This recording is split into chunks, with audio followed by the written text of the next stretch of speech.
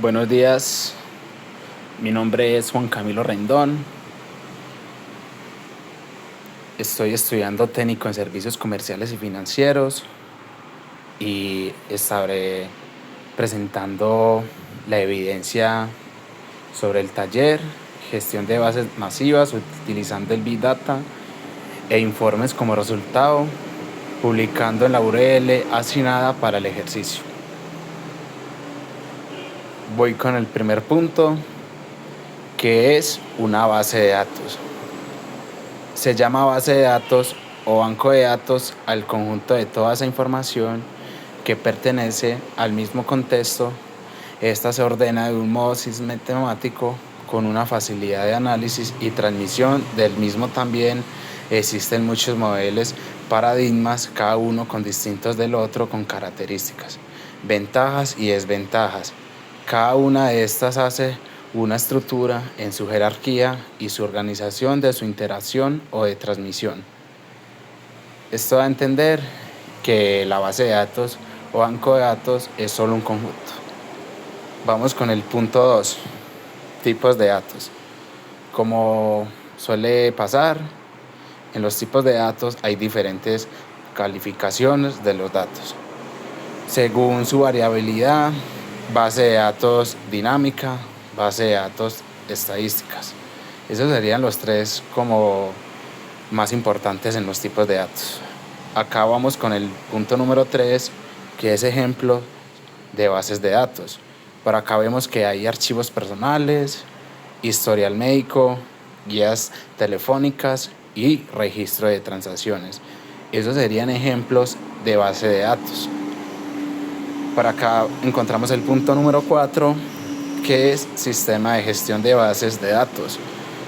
Son unos softwares que crean y acceden a los datos, que incorpora a esa base de datos un lenguaje estándar para el acceso y manipulación de estas bases.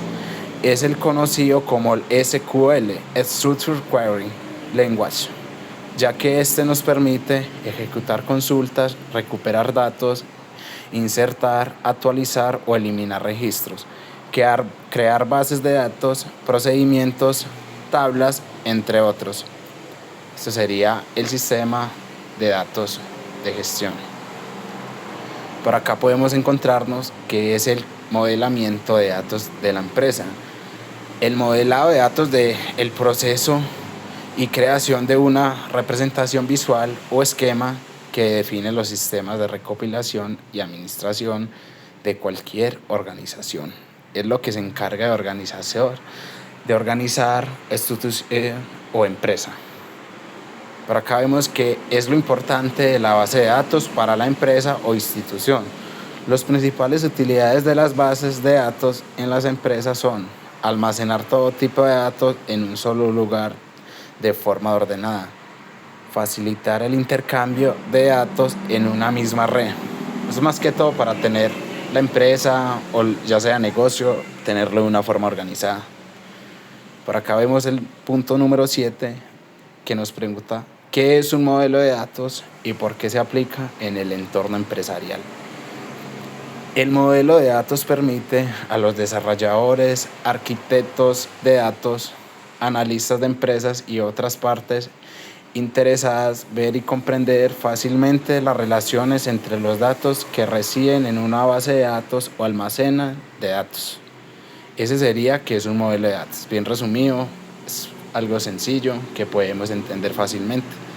Por acá vemos el punto 8, cómo se manejan los datos en la empresa. Por acá vamos a ver unos puntos importantes. Convierta la estrategia de gestión de datos de tu empresa en beneficios. Asocia formularios y encuestas en línea. Interacciones con los clientes y empleados. Asegurarse de los datos de tu empresa están seguros. Esos serían los puntos como más importantes para manejar los datos de una empresa. Por acá vemos el punto número 9, que es la pregunta: ¿cuál es el objetivo principal del modelamiento y el relacionamiento de datos en la entidad financiera?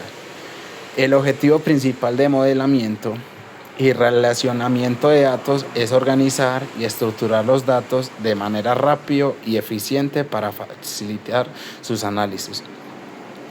El objetivo es encontrar patrones, tendencias o reglas que expliquen el comportamiento de los datos en un contexto específico.